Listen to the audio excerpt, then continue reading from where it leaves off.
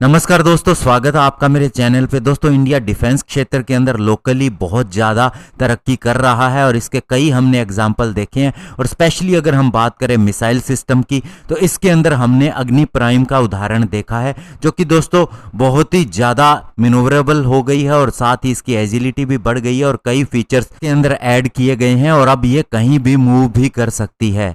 ऐसे ही दोस्तों India Astra beyond visual range air to air missile के ऊपर भी काम कर रहा है और इसके कई अन्य वर्जन के ऊपर भी काम कर रहा है और अब इसे भी एक बहुत बड़ा अपग्रेड मिलने वाला है। आज इसी के ऊपर बात करेंगे। चलिए दोस्तों शुरू करते हैं।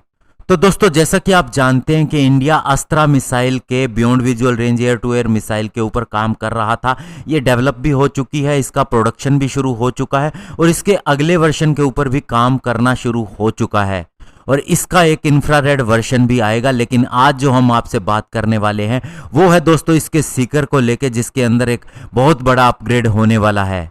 और दोस्तों अब इसे KU बैंड AESA सीकर मिलने वाला है, यानी कि active electronically scanned array Sikar इसे मिलने वाला है और इसके लिए DRDO ने एक टेंडर भी जारी किया है इसकी मैन्युफैक्चरिंग के लिए। और अभी की अगर हम बात करें तो इसके अंदर दोस्तों RF सीकर KU बैंड लगा हुआ है और ये दोस्तों इसके नोज कोन के अंदर बिल्कुल आगे वाले पार्ट के अंदर लगा होता है और इसका काम होता है टारगेट को ढूंढना। और दोस्तों अभी कुछ एक देशों के पास ये ऐसी कैपेबिलिटी है जिनके पास में AESA सीकर है KU बैंड वाला, और अब इंडिया भी उस ग्रुप के अंदर शामिल हो जाएगा। या फिर हम ये भी कह सकते हैं कि एयर टू एयर मिसाइल के अंदर इंडिया बहुत ही आगे हो जाएगा। और ये KU बैंड AESA सीकर को सबसे पहले एरो इंडिया 2021 के अंदर दिखाया गया था।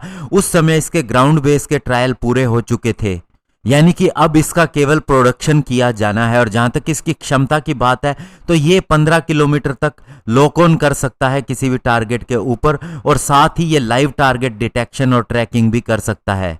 इसके अलावा इसकी टारगेट एक्विजिशन करने की बीम भी बहुत नैरो होती है, यानी कि ये दुश्मन के रडार के पकड़ के अंदर भी बहुत ही कम आएगी।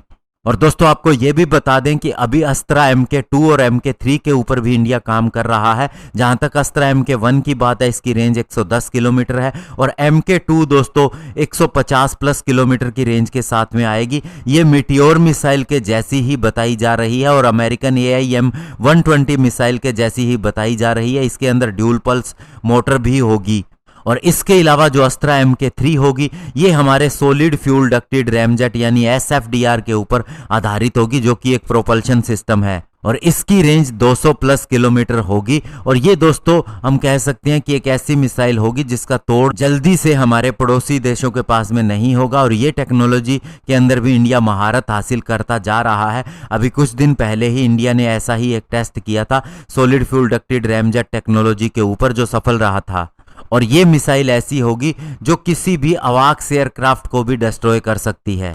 तो ऐसे में दोस्तों अभी ये भी कहा जा रहा है कि ये नया KU बैंड AESA सीकर अगले बैच के अंदर लगाया जाएगा। अभी जो अस्त्रा MK1 का बैच है उसके अंदर शायद इसे नया इंटीग्रेट किया जाए, क्योंकि उसके लिए ऑर्डर इंडियन एयरफोर्स ऑलरेडी दे चुकी है, तो इसे एज इट इज ही हमारे एयरफोर्सेस को दिया जाएगा। लेकिन दोस्तों बड़ी बात यह है कि अब इंडिया उस एलाइट क्लब के अंदर शामिल हो जाएगा जिनके पास ये कैपेबिलिटी है। धन्यवाद, जय हिंद।